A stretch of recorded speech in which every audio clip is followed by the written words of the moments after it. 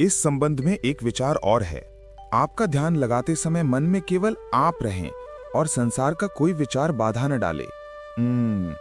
इसका कोई तरीका तो होगा ना? फिर कृष्ण ने कहा, हाँ, एक आसान तरीका तो है, परंतु वह कोई विधि नहीं है, बल्कि एक गूढ़ है, एक योगिक कला है, जिससे ध्यान लगाने में बड़ी सहायता होती है। फिर अर्जुन ने कहा, हे मधुसूदन, वह आसान तरीका व यौगिक कला क्या है? फिर कृष्ण ने कहा, सुनो अर्जुन, संसार के झमेल से बचने के लिए मनुष्य एकांत में बैठकर मन को प्रभु के ध्यान में लगाए, क्योंकि एकांत में मनुष्य अपने भीतर झांक सकता है। परंतु ध्यान लगाने के लिए अपने अंतर में झांकने की क्या आवश्यकता है? हे अर्जुन, तुम भूल रहे हो कि परमात्मा का अंश अर्थात आत्मा मनुष्य के भीतर ही वास करती है। इसी आत्मा से संपर्क ही प्रभु से मिलन का पहला चरण है।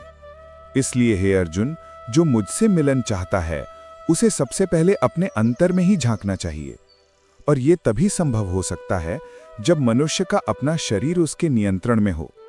यदि देह काबू में ना हो तो मनुष्य को ध्यान लगाने का उद्देश्य नहीं मिल पाएगा। फिर अर्जुन ने कहा, हे योगेश्वर, ध्यान लगाने का अंतिम उद्देश्य क्या है?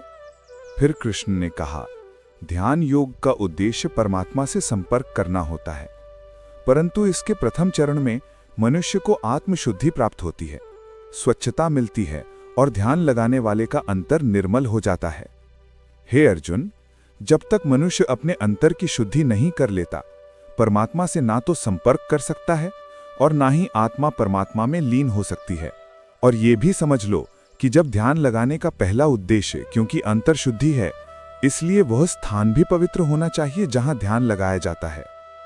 हे अर्जुन, मेरा ध्यान लगाते समय मनुष्य को चाहिए कि वह अचल बैठकर अपनी पीठ, सिर और गले को समान और सीधा रखे और अपनी दृष्टि को अपनी नाक के अगले भाग पर इस तरह जमाए कि दूसरी सारी दिशाएं आंखों से ओझल हो जाएं। ऐसा करने से अपने आसपास के वातावरण से उसकी इंद्रियों का संपर्क टूट जाएगा और मनुष्य अपने अंतर में मन लगा सकेगा। हे पार्थ, सम काय शिरोग्रीव धार्यान चलन स्थिराः संप्रेक्ष्य नासाकाग्रम स्वम दिशम चानवलोक्यन। फिर अर्जुन ने कहा, हे मधुसूदन, ये तो बड़ा ही सहज और अच्छा तरीका है। इस ढंग से तो कोई भी मनुष्य आसानी से ध्यान लगा सकेगा। फिर कृष्ण ने कहा, ये ठीक अर्जुन, परंतु वह मनुष्य मुझ में ध्यान नहीं लगा सकेगा जिसके जीवन में संतुलन ना हो। ध्यान लगाने में सफलता के लिए मनुष्य को संतुलन का पालन करने वाला होना चाहिए।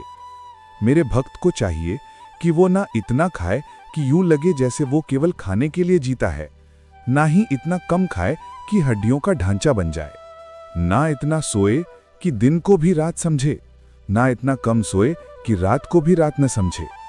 युक्त आहार विहारस्य युक्त चेष्ट कर्मसु युक्त स्वप्नावबोधस्य योगो भवति दुःखः।